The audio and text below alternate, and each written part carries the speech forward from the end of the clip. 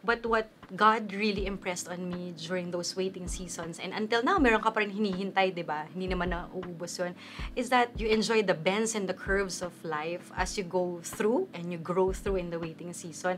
And hindi pa huling lahat. Huwag kang magpa-pressure sa mga reunion ng family, ng school reunion, ng mga barkada mo. Kasi ayaw mo naman ang scrap lang ang makuha mo. Gusto mo makuha yung choicest blessing ni Lord para sa'yo. So, enjoy, be the best version of yourself, and sa waiting, may darating na tamang tao.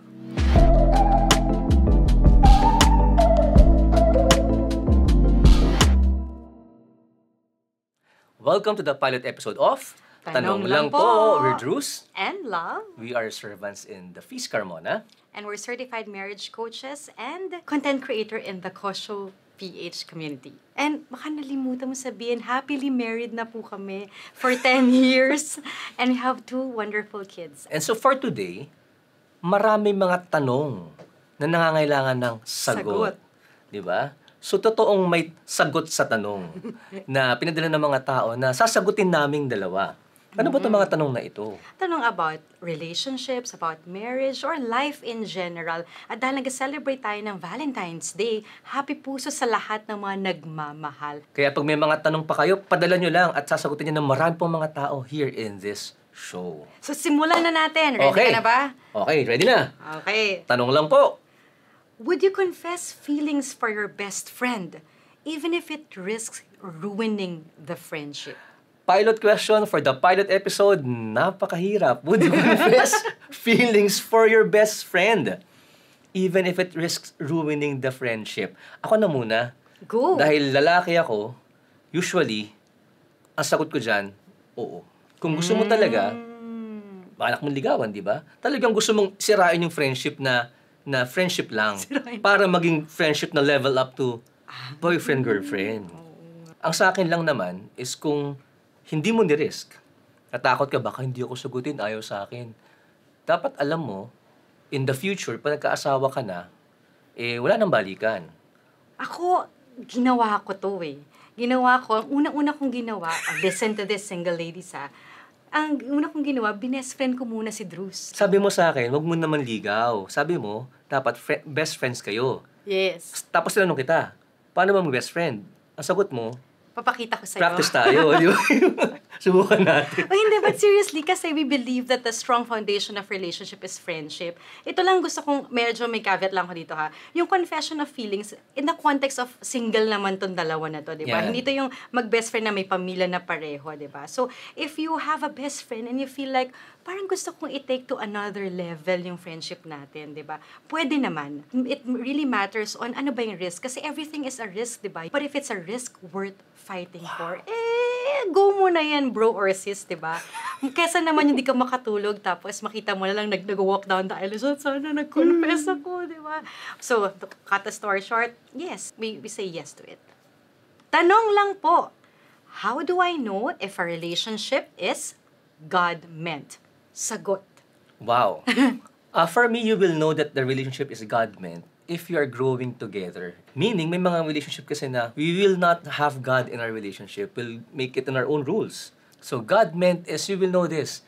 Yung friendship nyo, yung dating nyo, yung ligawan nyo, or maybe engagement at times, di ba? If it's glorifying God, it's leading to the holiness for the both of you. You always have to listen.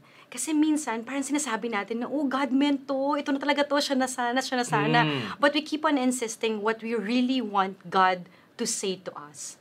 So, if you are praying for that relationship, you will really know if that's a God-meant relationship by its fruits. Diba sabi nga nila, kung ano yung bunga ng isang relationship, is it something that inspires you? Is it something that is not distracting you to follow your dreams and your goals in life? Does it lead you more closer to God, more closer to your family, para meron kayong ambition together, hindi yung parang, naku, God meant to, pero magkakaroon ka pala ng mga distractions sa work, nag-sick leave ka lagi, hindi ka na nag-fulfill ng mga dreams mo in life, then it's something that you need to reevaluate or reconsider, or ma-realign lang sa relationship. Tanong lang po, what if all is okay except for one major non-negotiable? Oh, wow! Para sa akin, kumbaga sa out of 100 sa examination, kung nag-aral tayong lahat, di ba? ano yung percentage nung one major non-negotiable na yun? Is it 5 points lang ba? 10 points? Or 50 points? Kasi kung ang one major non-negotiable is 50 points, then you really have to consider that, di ba? Kung minsan kasi parang feeling mo, lahat check na, I will overlook na this one. Or hayaan ko na kasi baka magbago naman siya pa nag-asawa kami. So, if it's something na tingin mo, kaya mong i-embrace hanggang pagtandaan nyo, at hindi mo i-expect ang tao na magbago para sa'yo, then go for it. But if it will lead to something that it's hurtful, like addiction, abuse, or adultery, habang may oras, pag-isipan mo na. Pag-pray mo na mabuti. Kasi marami ng relationships, married already, yan ang naging problem nila. They enter the married life, hoping, praying, mabait naman sa Lord, magbabago ito. So if you're gonna enter, you know the non-negotiable na wala. If you can take that risk, and it's not gonna break you, yung family nyo sobra, no? Pag-pray mo siya na maigi. Pero kung feeling mo, papasukin mo lang dahil, baka, mali mo naman magbago. Baka ito na lang talaga. Do not enter into that relationship because you're hoping that person will change. And isa lang na pahabol dun sa question na yun. So, paano na nga kung merong major non-negotiable, you can talk about it. Yeah. You can open up to your partner, boyfriend, girlfriend. Pwede mo i-open up, I've been praying about it. Ito yung list of my non-negotiables. And ito yung nasa list ko. Then, pwede mo i-open up sa kanya, paano ba, how can I help you? How can we improve our relationship better? Or how can I help you to become a better person? Communication always communicate that. Tanong lang po, any tips for hopeless romantic introverts who want to mingle without unnecessarily throwing themselves out there and draining their social battery? Sagot. Alam mo, ang tip ko lang, for the guys, di naman kailangan laging social gathering. You can always be that hopeless romantic. You can be romantic in courtship na kayong dalawa lang o small group of friends. Kung marami siyang kaibigan at talagang ganoon yung lifestyle niya and you willing ka to join, love is sacrifice. And you're willing, again, not to change the person, go ahead. But, pag okay na kayo mag-uusap, sabihin mo lang, hinga muna ako ha. Mag-recharge lang ako. Hindi totoo naman. Napagod ako, ang dami nating kausap. Pwede ba dito muna ako sa That's what we do, diba? Oo. When you date, when you meet people, you also get to know yourself more. Diba? You don't have to date every person that you meet. Sa utak mo, sa puso mo, pwede ka na magawa ng selection. Yung parang, nakita ko to, pero parang hindi ko masyadong type yung part na to. Ito, nakita ko to, parang to, okay sa akin. Then you can get to know that person and focus on friendship. Kasi sometimes, what drains our social battery as introverts is that we pretend to be someone we're not. And that's a thing that we don't want to happen. If you feel that you are romantic, tanggal natin yung hopeless, diba? If you are hopeful romantic and you're an introvert, focus on friendship. And focus on being the best version of yourself. Okay, tanong lang po. Any advice for men and women in their mid to late 20s that are still in the waiting season? Enjoy the waiting season. The more you think about waiting, the more you feel like you are waiting. Because I waited for my first boyfriend. Ano ba? Nagka-boyfriend ako 19 to 20 pag-graduate na ako ng college. Unofficial. Oo, pagka-graduate, inofficial natin. Siya yun. And I also waited for the gift of a child for 4.5 years. So, medyo nandun tayo sa season na lagi tayo naghihintay. But what God really impressed on me during those waiting seasons, and until now, meron ka pa rin hinihintay, di ba? Hindi naman nauubos yun, is that you enjoy life. You enjoy the bends and the curves of life as you go through and you grow through in the waiting season. And hindi pa huling lahat. Huwag kang magpa-pressure sa mga reunion ng family, ng school reunion, ng mga barkada mo. Kasi ayaw mo naman ng scrap lang ang makuha mo. Gusto mo makuha yung choicest blessing ni Lord para sa'yo. So, enjoy, be the best version of yourself, and sa waiting, may darating na tamang tao. Tanong lang po, why can't two people live together first before getting married? Di ba okay yun to check compatibility? Wow. Pabigat ng pabigat. Kasi marriage is not just about compatibility. Marriage is about marriageability. Marriage is seeing the difference and yet accepting the strengths and weaknesses. And both of you can look at one direction, at the same direction. Both of you can hold hands, hold hearts, hold minds, and say, compatible tayo kasi magkaiba tayo, pero parehas natin gusto mag-live together for the Lord. We will have our family. You can find joy, you can find your one true love while you are pursuing God in your life as well. And God designed marriage beautifully. Yung design niya is not to prevent us from having joy. He designed it for us to have real and pure joy in our life. Bigat, diba? For me, ano siya, the confusion actually nowadays is because of the things that we see, the Yeah. things that we consume, especially in social media. Okay naman kasi yung idolize ko na influencer or celebrities, they do this and it's normal. We're programmed this way and it's, hello, modern na, diba? But it's not about being modern. The thing is that we always have to check on our values as well because wedding isn't just an event, it's a sacrament. Marriage is more than just a contract, it's a covenant. And when we say compatibility, ay pwede ka na magawa ng checklist every now and then about that. But the thing is that, ano ba ang reasons? Bakit ayaw mo magpakasal at you choose living together?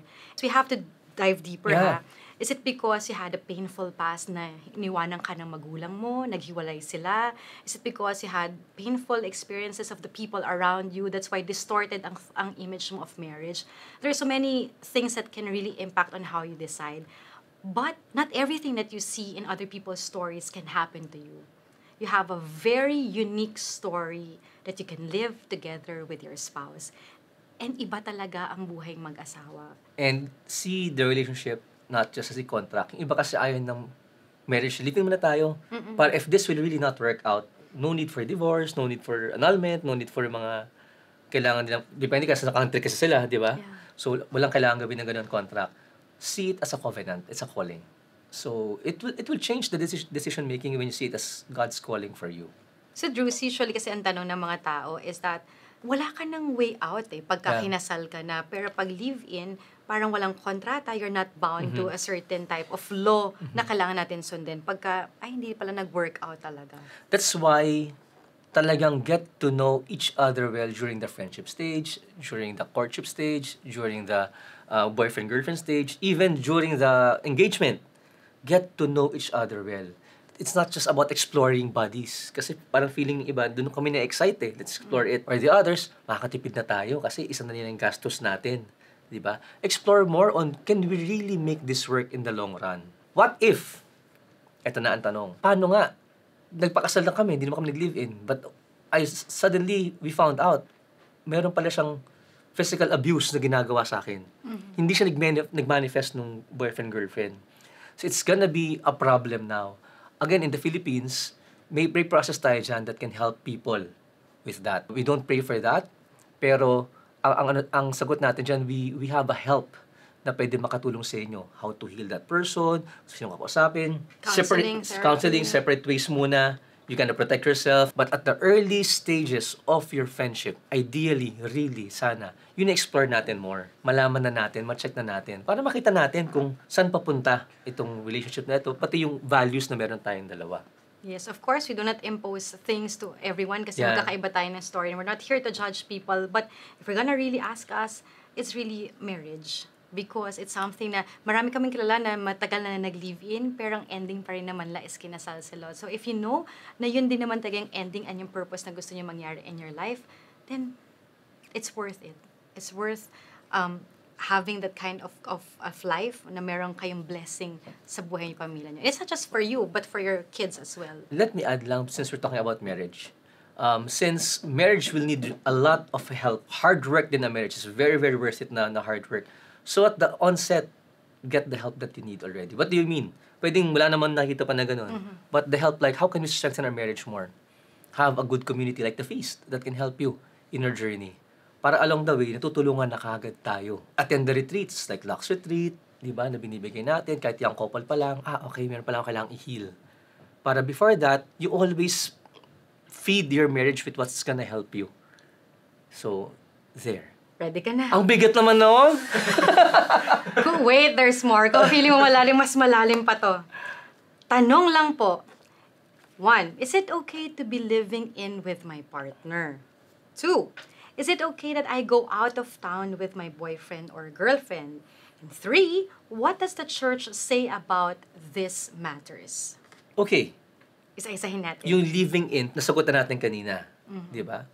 So, is it okay that I go out of town with my boyfriend or girlfriend? Of course, it's okay. It's okay as long as you know your boundaries. What does the church say about these matters? It's the same. Purity is a calling for everyone. Yes. Purity is a calling for everyone. There are challenges, there are temptations. Hindi ka pwede maghugas kamay na kami very pure kayo. Hindi. The church says to remain pure in your relationship. There's a version of purity for boyfriend and girlfriend. There's a version of purity for married couples. If the avenue is a big temptation na alam nyo hindi nyo kayang labanan, layuan nyo. Yeah. Ang temptation, hindi yan nilalabanan, nilalayuan. So, dun sa question na, is it okay that I go out of town with my boyfriend or girlfriend? So, for some, they go out with friends, yan, barkada. But ito lang as parents also, na dumaan din naman tayo sa teenage life, di ba? You still honor your parents. If your parents say na, anak, hindi ako comfortable na mag-out of town kayo kasi hindi naman kayo kasal and hindi ko alam doon yung safety mo, yung kung ano yung pwedeng mangyari, then honor your parents. Kasi ano yan outside ng marriage, diba? And second, if you feel like there's a temptation in your relationship to start from one action to another, then might as well layuan nyo siya. Kasi pag mag-asawa naman kayo, unlimited lahat yan. And it's very, very beautiful. So, you want to protect your boyfriend or your girlfriend, you also want to protect yourself and to honor your parents. Now, if you feel like, working naman na kami, Drews and Love, we're adults already, we're living independently, of course, it's still up to your values.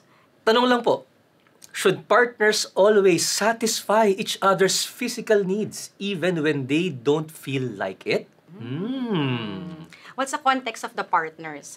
So, kung para sa amin, Drews, kung partner as in boyfriend, girlfriend, ano ba yung meaning ng physical needs? Is it more of like holding hands? Meron kasi mga tao, ang love language nila of receiving love is physical touch. So, hilig sa hugs, sa holding hands. If it's not something that will hurt your relationship, then why not naman? But if they don't feel like it, sa mood or pagod, then we have to respect it also. Sa buhay mag-asawa, there's always that physical needs that you have to satisfy in each other. Kasi kasama yan sa buhay mag-asawa. Meeting the emotional needs, the physical needs.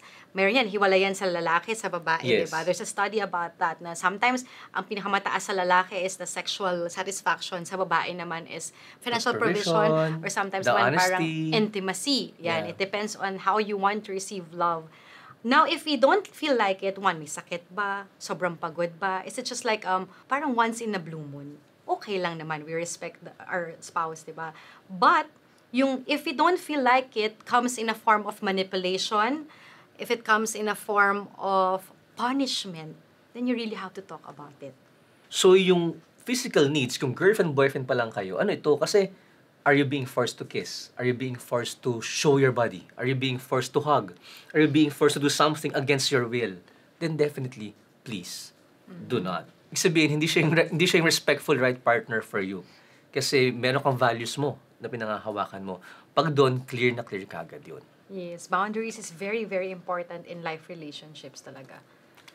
Tanong lang po, is it okay to stay in an unhappy marriage para lang sa mga anak? Hingang malalim. Yeah. Ang sa akin lang is, were you able to already exert all efforts to fix your marriage?